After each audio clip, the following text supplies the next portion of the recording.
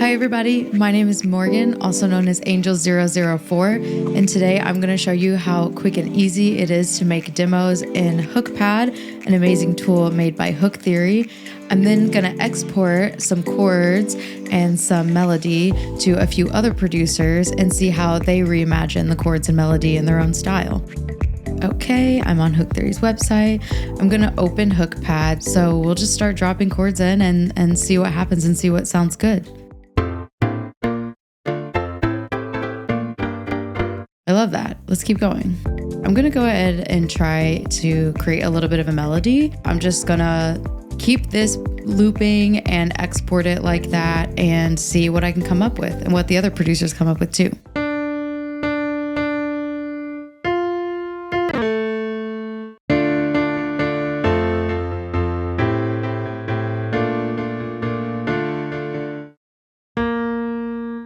I've got a few chords here, a few melodies. I think I want it to sound like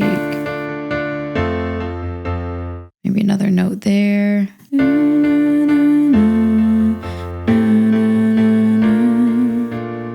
Maybe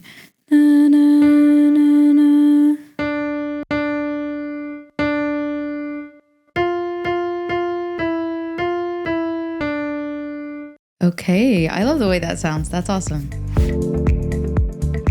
Hey everyone, it's Ryan here, and today I'm going to be taking a Hookpad project that Morgan wrote, and I'm going to be trying to create some music from it.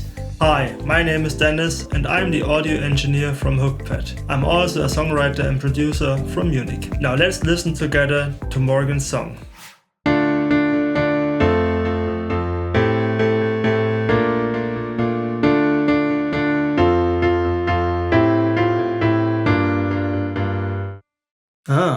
It's got a pretty nice chord progression. For me, it's a bit like medieval feeling. What are we going to do with this?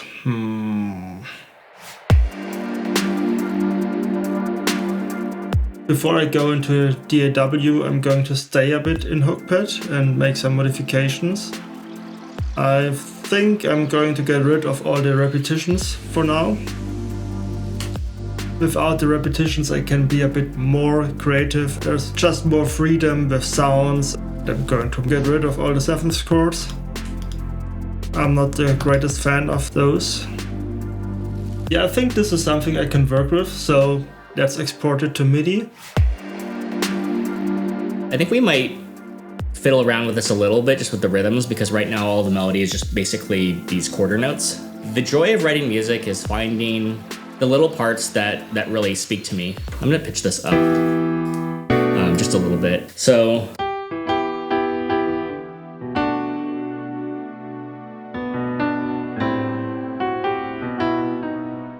I'm just kind of in the mood for a stronger cadence at the end of this. And I kind of want to adjust the melody timing too a little bit. Like maybe if we hold this a little longer. I do think this is a step in the right direction in terms of kind of what I'm feeling. One thing I'm just thinking of is playing around with the melody and what we call pedal harmony. So something like, I really want to put a B minor chord and invert it. I just love the sound. I think it's really beautiful. You hear that? And then maybe the cadence back. We can do this 5/6 or this B chord over the D sharp. That sounds great, actually. I'm interested in maybe trying out a piano accompaniment that also has some movement. So I'm going to try arpeggiating these chords.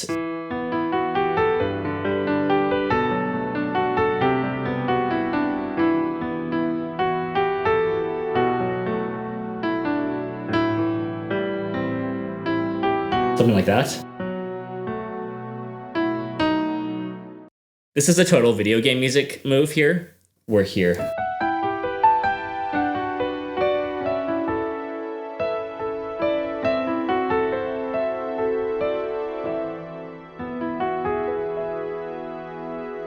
I want like a way for us to get to a big like dominant chord. So what I'm thinking is we slow it down a little bit, and then I think we'll just bring back this sixth chord, and then the sus chord. But then at the same time, we'll like bring back the bells.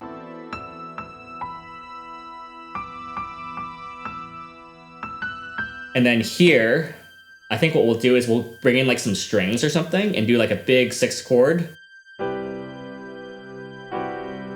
And then we'll do the dominant.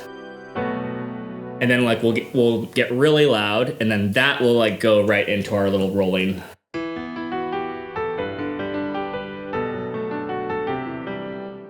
Okay, I think we should get this into the DAW. Now I'm gonna go ahead and export my track. I'm gonna export the MIDI. I'm gonna export all bands as MIDI. I'm gonna open a new Ableton file, drag and drop. Okay, so it knows it's at 3.4 and it's at 134 BPM, perfect. So what it did was it exported a few parts of the track for me here based on what I wrote in Hookpad, which is a really interesting feature. I'm gonna assign a sound.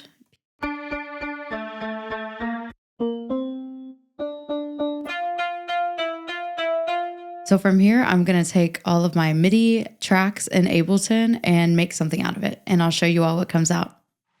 So this was just like a little side melody that I wrote.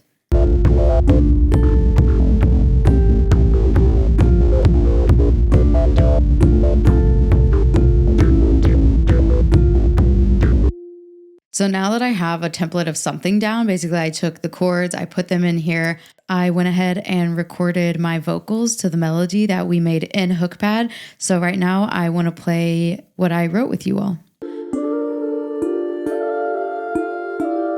Added a little auto-tune flair on there for you. Let's see if you all can identify where the lead ended up in the song. You're not the first, won't be the last. Trusting in nothing, I'm taking it back. I have become a reflection of two. Look in the mirror and I see straight through.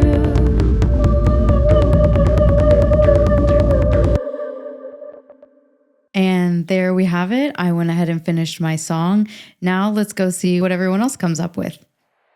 So I've been listening to the snippet a few times, and I think I'd like to just use one synthesizer for all the instrumentation, for all sounds I'm going to do.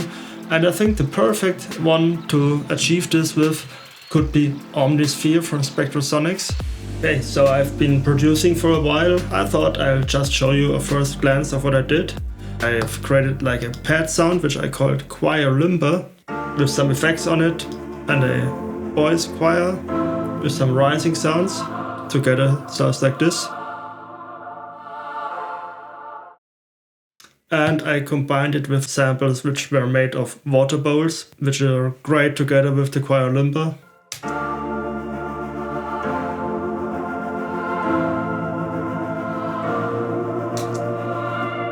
I've also added like a bass sound. I've created like a kick made of some square waveforms. It also has like a sine wave in it, which also already provides some bass notes to it. I've also found some heavy plates, which I thought would make a nice and interesting snare sound. I combined it with some noise to get it some overtones. And for the hi-hat, I made something called brush head. And I combined it just with a sine wave to give it some defined pitch.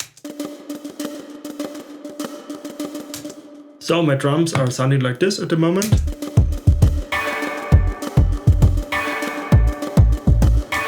And yeah, the overhaul thing is sounding like this right now.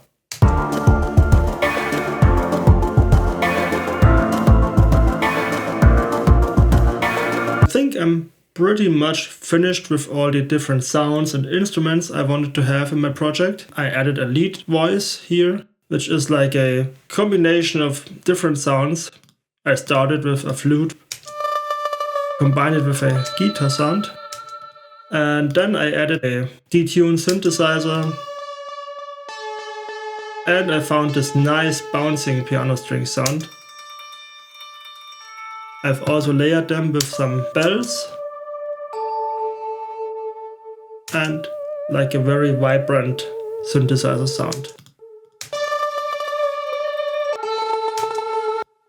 I've also added the promised arpeggiator, which is a combination of gamelan bells with a simple pulse synthesizer. And I've also created another bass sound. And I added some sidechain compression from the kick to the bass, so it will always play when the kick isn't playing.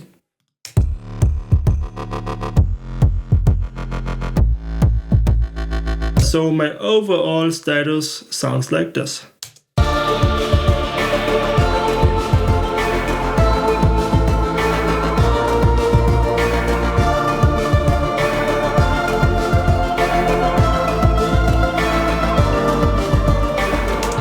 Yeah, I'm pretty happy with it right now. So next I'll start arranging the song and I'll reduce the sound dramatically, add some filters to it, create tension for like a minute or two. That's my plan. Let's see what happens. I'm probably going to just play the notes into the DAW, and I'll be using Logic today.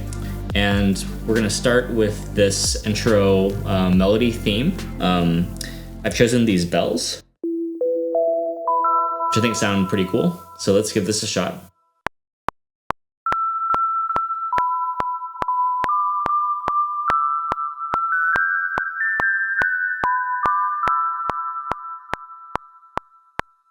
Okay, so now we're going to lay down the chord track. For this, I've chosen this kind of nice, gentle pad. So to remind you, these are the that add-9 chord in first inversion, and then we had that half diminished chord in second inversion, and then to our major tonic. So let's give this a shot.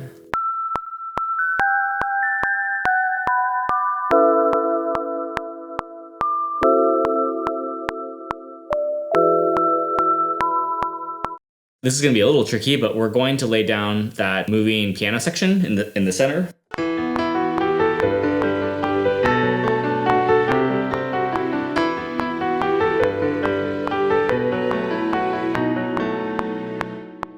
We kind of had this like ethereal, wispy opening, and for the full harmony section, I thought it might be fun to throw in more of a rock feel.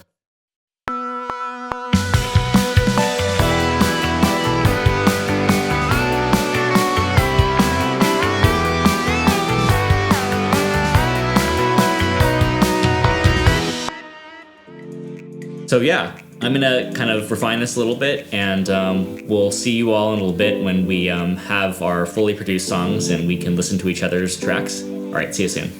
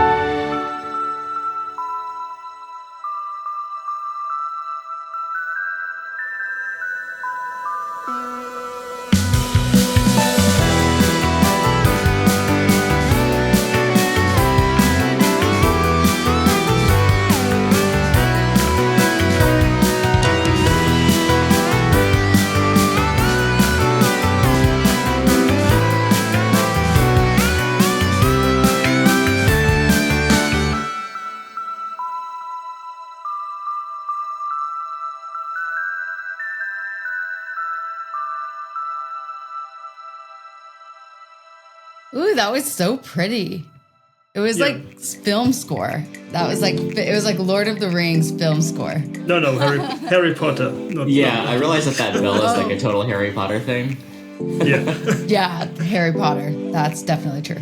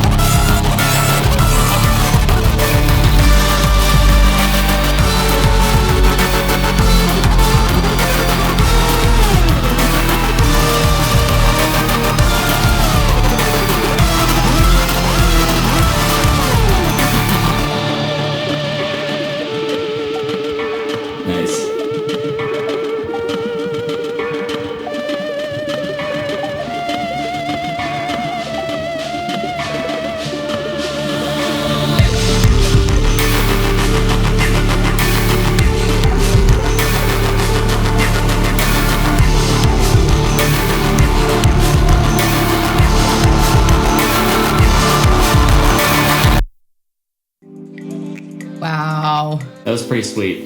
Yeah. That was literally like this. It was just like, yeah.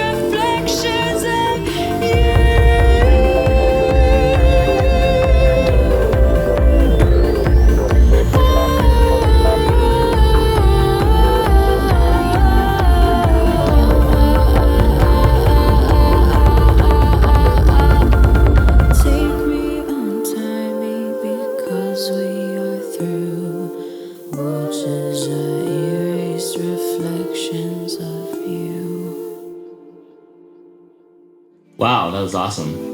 All right. Nice work. Thanks. Yeah, nice vocal arrangements. lots of depth and yeah, a lot of like textures. I love how everybody's track kind of has the fingerprint of their own styles and tastes. Yeah. It's really neat to see. Yeah, we got three totally different things out of it at the end. Morgan, for yours, you're the one that wrote the track. And so in some ways, like the creative kind of direction you were going was toward that track. And you built this whole arc of layering new sounds and new kind of textures and new rhythms and new patches and your voice. And it all kind of comes together at the end. What I think is really interesting is how we each approached what was going to be different.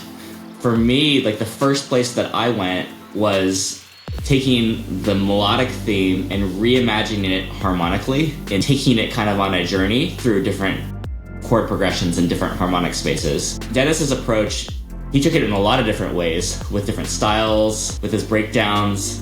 So I just think it's really interesting how we all internalize it different ways. I'm kind of curious what parts of the process for you were quicker or more challenging. It is really difficult for me to get started sometimes and just be like, okay, let me just get the creative ball rolling. And then once I have that synergy, I can really build. And truly, this was like one of the first times I had used Hookpad. The parts that went the quickest were definitely getting the melody and chords down, which is normally the hardest part for me. And so honestly, this whole project was written in probably an hour and a half to 2 hours. Because I had the tool, I think it went quicker. Yeah, I just felt like the 3/4 as like having a lot of movement to it. And so it was hard for me to imagine not having something that has like a movement in all the parts, which is why like I kind of went with like the piano arpeggios. It was a cool melodic theme, so I had like a million ideas, and this is just kind of like the first one that I wanted to do. For me, the first thing was searching for sounds, and then after I had them, it was like to do all the effects and all the automation. I think I have like 40 automation lanes in this project to just keep things from a sound perspective interesting. I didn't worry about melody or harmony at all at the start. This was like one of the hardest parts for me because I'm usually not doing like this ambient music. I was really stoked when I found out that if you start on G, then you could just do like a chromatic descending bass line and the melody fits still. So I had to throw this in somewhere. It was a challenge, but at the end I was pretty happy with the result, but it took time. Thank you to all the Hooktheory fans out there. We appreciate you taking the time to see how this one Hookpad song was reimagined by 3 different producers. If you want to try Hookpad, make sure you check it out on hooktheory.com, and we look forward to seeing what you create.